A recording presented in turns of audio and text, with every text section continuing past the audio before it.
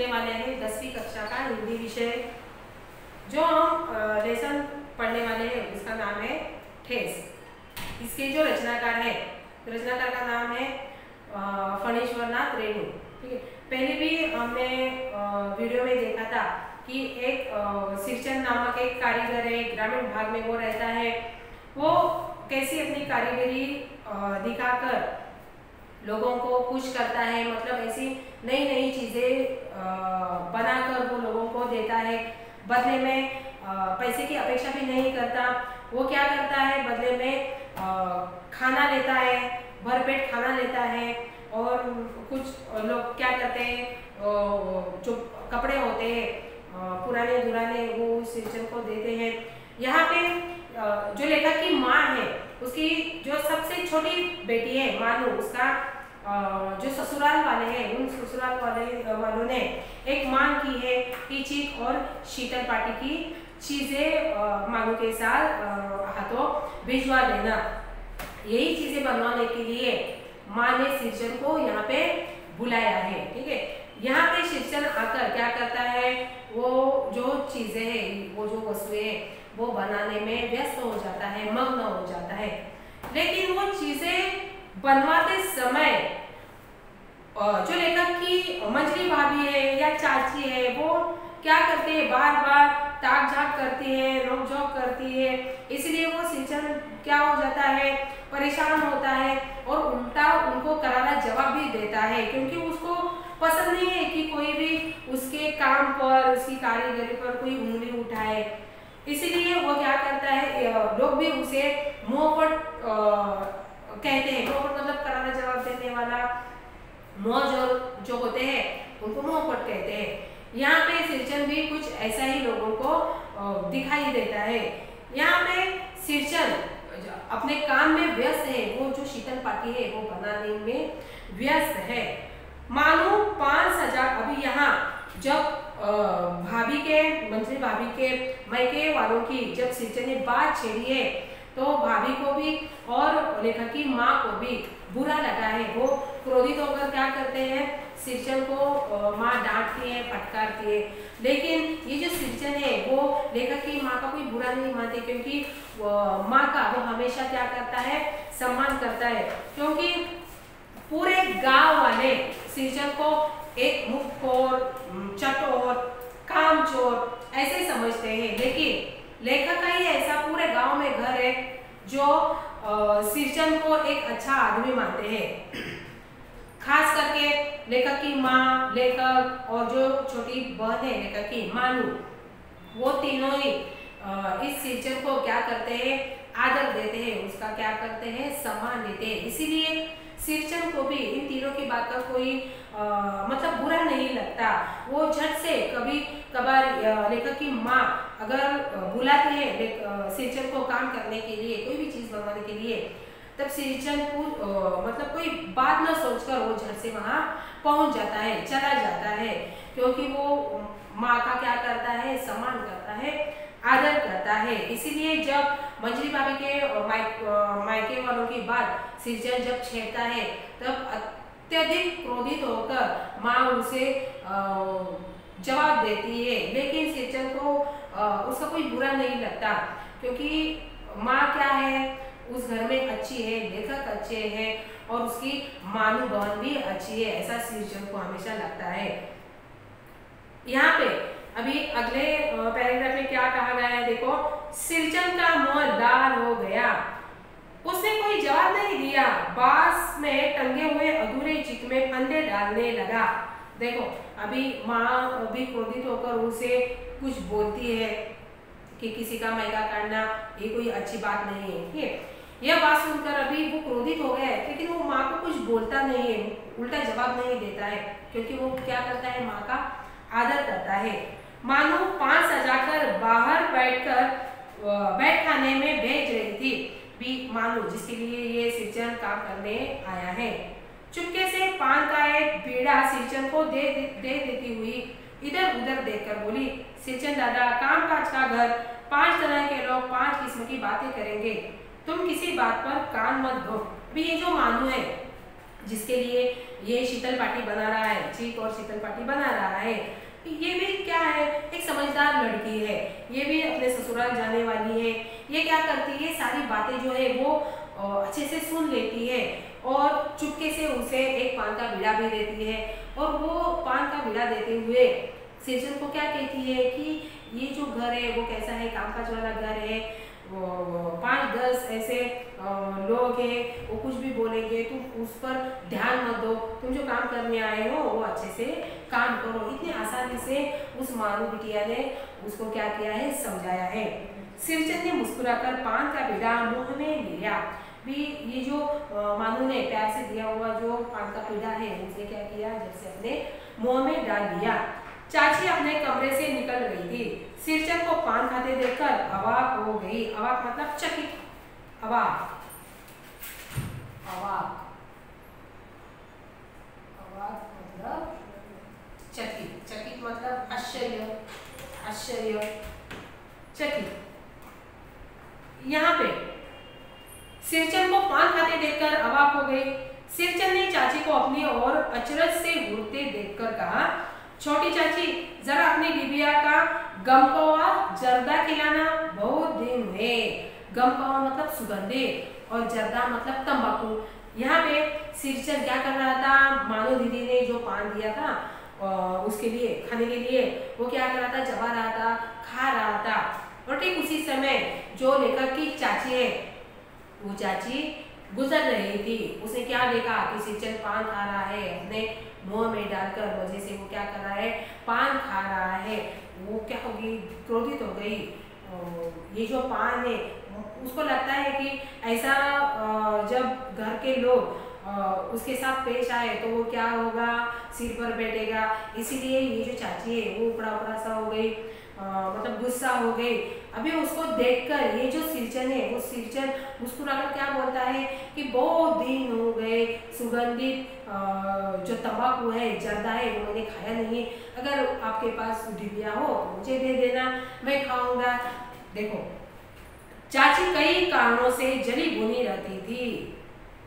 सिरजन से गुस्सा उतारने का ऐसा मौका फिर नहीं मिल सकता। झनकती हुई बोली, तुम्हारी बड़ी हुई जीभ में आग लगे, घर में भी पान और गमकवा जर्दा खाते हो, चटोर कहीं के। मेरा कलेजा धड़क उठा, हो गया सत्यानाश। यहाँ पे देखो अभी सिरजन ने क्या कहा है चाची से कि आपके पास अगर सुगंधित तंबाकू हो, जर्दा हो तो मुझे थोड़ा सा दे दो, ठीक है। ये बात उसने क्या कही, चाची ने सुनी तो पहले से ही वो चाची क्या कर रही थी, उकड़ा उकड़ा रहती थी, उसे उस पर गुस्सा करती थी। क्यों गुस्सा करती थी, क्योंकि ये जो लेखक की माँ है वो हमेशा सिरजन का मतलब भला ही चाहती है। ये सिरजन की कला का, कारीगर का सम्मान करती है। इसीलिए शायद इस बात की वजह से ये जो लेखक की चाची है ये बार बार सिरजन से क्रोधित हो उठती है। अभी ये जो मौका है वो हाथ से छूट ना जाए, इसीलिए वो क्या करती है, भला बुरा उस सिरजन को कह देती है। ये सारी बात सुनकर लेखक की माँ को और लेखक को भी परेशानी हो गई है कि हो गया सत्यानाश। अभी ये जो सिरजन है वो काम अधूरा छोड़कर कहीं चला ना जाए। देखो बस सिरजन की उंगलियों में सुतली के फंदे पड़ गए। मानो कुछ देर तक वह चुपचाप बैठा पान को मुंह में घुलाता रहा। फिर अचानक उठकर पिछवाड़े पिट थूक आया। अपने छुरी, हंसियां वगैरह समेत संभाल कर झोले में रखे। टंगी हुई अधूरी चीख पर एक निगाह डाली और हनहनाता हुआ आंगन से बाहर निकल गया। हनहनाता मतलब बड़बड़ाता। यहाँ पे देखो अभी ये जो चाची की जली हुई बातें जो है वो सुनकर ये सिरजन क्या हो गया, तिलमिला उठा, भड़क उठा। अभी लेखक को और माँ को क्या लगा कि अब तो जो काम हाथ में लिया हुआ है वो शायद होने वाला नहीं है। इसीलिए वो क्या होते हैं, अत्यधिक भयभीत हो जाते हैं कि कहीं ये सिरजन काम अधूरा छोड़कर चला ना जाए। ठीक ऐसा ही होता है, सिरजन को अत्यधिक गुस्सा आता है। वो क्या करता है, हाथ में जो लिया हुआ काम है मानू दीदी के लिए, जो ससुराल वालों ने मंगवाई चीजें हैं वो चीज़ें क्या करता है, ऐसे ही अधूरा छोड़कर वो उठकर अपनी जो घर में वो लाया हुआ जो चीज़ें वगैरह होती है वो क्या करता है, समेट लेता है और अपना मार्ग वो चल पड़ता है, मार्ग में वो चल पड़ता है। अभी उसे क्या किया है, देखो काम अधूरा छोड़ा है। यहाँ पे देखो एक सिरचन क्या है, एक मतलब भावनाओं से परिपूर्ण व्यक्ति है। यहाँ पे हमें क्या उसके बारे में नजर आता है कि ये जो सिंचन है वो भावनाओं से परिपूर्ण है। कैसे, देखो सिंचन क्या करता है, लगन से काम करता है, मन से काम करता है। कोई भी काम हो वो क्या करता है, पूरा दिन घंटों घंटों तक बैठकर वो काम पूरा करके वो लोगों को देता है। लेकिन कई लोग ऐसे होते हैं कि उनकी कला पर मतलब क्या होते हैं, जो ऐसे जो हल्की कला समझते हैं, ठीक है, ऐसा नहीं करना चाहिए लोगों को। उसकी जो कला है, ये जो कारीगर होते हैं, कलाकार होते हैं, उनकी हमेशा उनके कला का सम्मान करना चाहिए। इसीलिए ये जो लेखक की माँ है, लेखक है और मानव दीदी है, वो सिरचन की कला पर क्या करते हैं, मतलब खुश होकर उसका सम्मान करते हैं। लेकिन जब चाची अनाप शनाप बोल देती है तब उसको गुस्सा आकर वो चीजें ही ऐसे छोड़ देते हैं। अभी ये जो सिरचन है, वो सिरचन क्या करता है, जो सबसे छोटी लड़की है मानू को अपनी बेटी की तरह मानता है, समझता है, उसे स्नेह करता है, प्यार करता है। उसे अच्छे से मालूम है कि यदि वो चीजें अपने ससुराल में नहीं लेके गई तो ससुराल वाले बात बात पर उसको ताना मारेंगे, वो कानाफूसी करेंगे। अच्छे से पता है सिरचन को, लेकिन सिरचन भी क्या करता है, ये सब बातें जानते हुए भी वो काम अधूरा छोड़कर चला जाता है। बाद में भी मतलब यहाँ पे क्या दिखाई देता है कि सबसे ज्यादा जो अच्छा बर्ताव करने वाले जो लोग हैं सिरचन के साथ, ये मतलब दूसरे का जो गुस्सा, वो सिरचन ने क्या किया है, अभी मानू दीदी के ऊपर या घर वालों के ऊपर निकाला है। अभी यहाँ पे जो गलत बात बोली है वो किसने बोली है, चाची ने बोली है।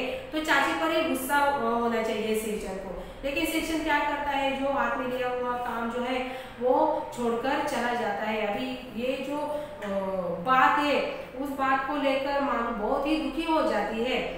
मानू क्या करती है, सिरचन को एक अच्छा आदमी समझती है, उसे ऐसा मतलब ऐसा लगता है कि चाहे कुछ भी हो जाए सिरचन मेरे साथ ऐसा नहीं करेगा, कोई कुछ भी हो जाए, कोई कुछ भी बोले तो सिरचन मेरे साथ कभी भी ऐसा नहीं करेगा। जो बुरी हुई चीज़ें वो अच्छे से बनवा कर मुझे दे देगा अपने ससुराल में ले जाने के लिए। लेकिन यहाँ पे क्या होता है, देखो सिरचन वो काम छोड़कर चला जाता है। मानो कुछ नहीं बोली, चुपचाप अधूरी चित को देखती रही। सातों तारे मंद पड़ गए। फिर मानो को भी क्या लगा, बहुत बुरा लगा। वो जो अधूरा काम छोड़ के गया है सिरचन, उस काम को वो ऐसे ही खड़ी रहकर देखने लगी। माँ बोली, जाने दे बेटी, जी छोटा मत कर मानू, मेले से खरीद कर भेज दूंगी। अभी ये तो आधी शीतल पाटी होगी, मतलब चटाई हो गई है। अभी आधी कौन बनाएगा, अभी उनके सामने क्या आ गया है, सवाल आ गया है।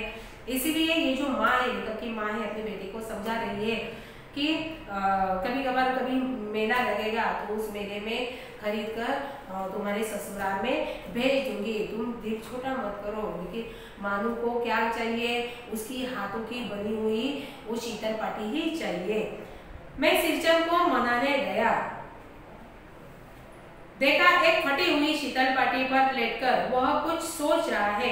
अभी लेखक क्या करने गया है, अभी जो गुस्सा करके सिरचन गया है, क्रोधित होकर सिरचन अपने झोपड़ी में चला गया है, वहां जाकर लेखक उसको समझाने की कोशिश करता है। अभी वहां जाकर उसने क्या देखा कि ये जो सिरचन है अपनी फटी पुरानी शीतल पाटी मतलब चटाई पर लेटकर कुछ सोच रहा है। मुझे देखते ही बोला, बबुआ जी अब नहीं, कान पकड़ता हूँ, अब नहीं। मोर छाप वाली धोती लेकर क्या करूँगा, कौन पहनेगा, ससुरी खुद मर गई, बेटी बेटियों को ले गई अपने साथ। बबुआ जी मेरी घरवाली जिंदा रहती तो मैं ऐसी दुर्दशा भोगता। यह शीतल पाटी उसी की बुनी हुई है। इस शीतल पाटी को छूकर कहता हूँ। यहाँ पे जो दुख भरी बात है, ये दुख भरी बात सिरचंद ने लेखक को कही है।